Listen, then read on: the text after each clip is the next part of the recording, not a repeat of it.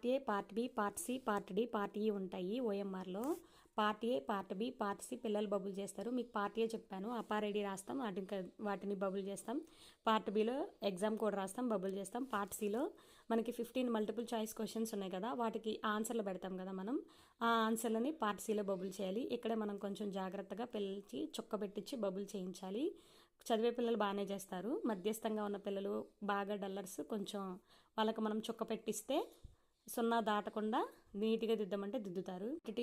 Part D వచ్చేసరికి 16 to 20 questions ఉంటాయి కదా, 16th క్వశ్చన్కి ఎన్ని మార్కులు వచ్చాయి అనేది అక్కడ మనం దిద్దాలి. పార్ట్ డి, పార్ట్ ఈ టీచర్ చేయవలసిన పనులు, పార్ట్ డి అనేది టీచర్ చేయాలి. అవి వరకు మనకు క్వశ్చన్లు ఉంటాయి కదా, ఆ క్వశ్చన్స్కి ఎన్ని మార్కులు వచ్చినా ఇక్కడ దిద్దుతాము.